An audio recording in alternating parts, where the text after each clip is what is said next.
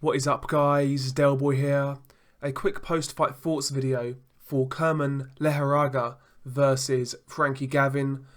Kerman Lejarraga was defending his European welterweight title. Frankie Gavin missed weight, so the title wasn't on the line.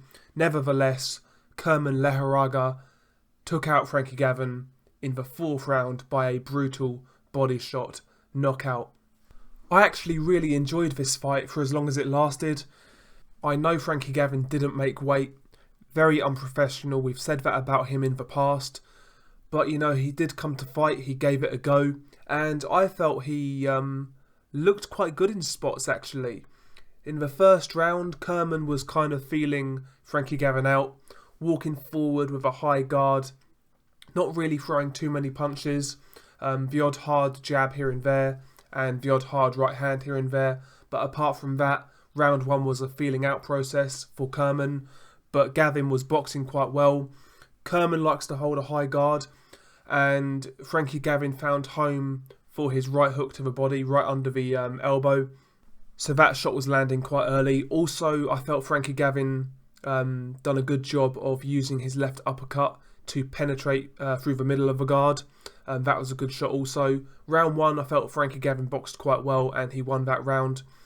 Round 2, again, Kerman wasn't really going through the gears, coming forward quite slow, quite one-paced, looking for big shots, whereas Gavin was a bit more fluid. He was moving, trying to use his legs, using the jab, using that uppercut through the middle, also working the body as well.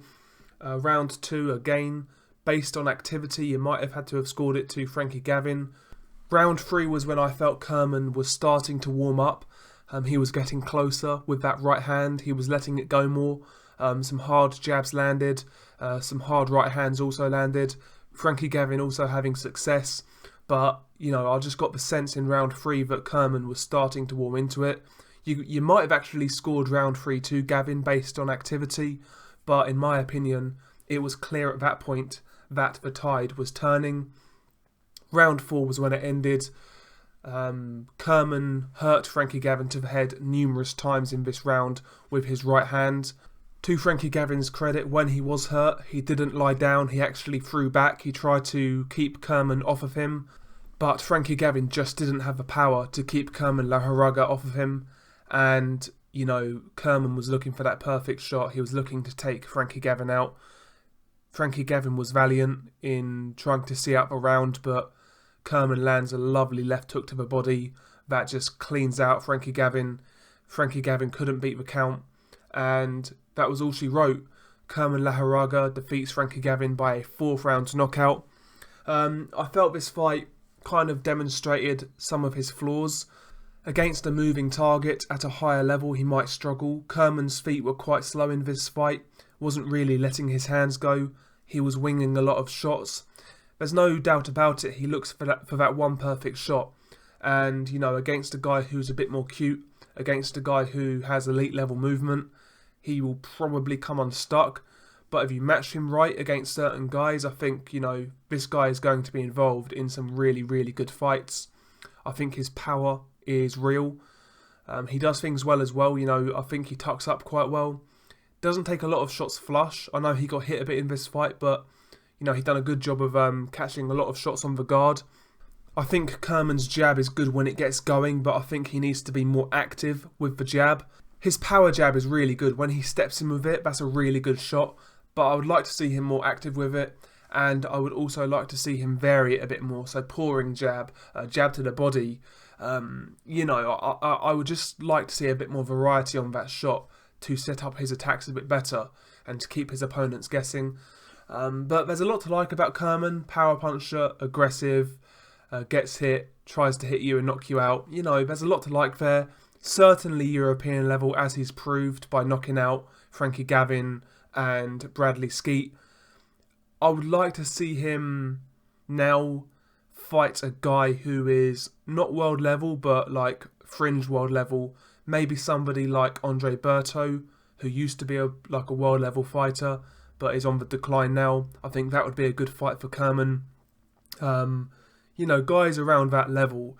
Maybe a Devon Alexander, maybe a Luis Collazo. You know, people like that. that's the type of opponent I would like to see Kerman in with next. And if he wins at that level, that's when you've got to put him up there against more of the elite level guys. But I think against guys like Terence Crawford and maybe Keith Thurman, this guy will come unstuck because those guys can move. But against guys like Sean Porter and Errol Spence, although I would still make him a big underdog, I think he has more chance in those type of fights because those guys are a lot easier to find. They're a lot easier to hit. But at the higher level, I think Lejarraga will come unstuck. But it will be a fun ride regardless. I wouldn't mind seeing Lejarraga get some training in the United States. Maybe a Robert Garcia would be a good fit for Lejarraga, considering his style. Maybe develop that jab like he did with Maidana. There's something to work with Lejarraga. I think if you improve certain aspects of his game, he will be quite a good fighter. But yeah, good performance. He got the job done. A few of his flaws were exposed maybe, but regardless, like I said, however far this guy goes, it is going to be a fun watch along the way. So yeah, share your thoughts below. Peace.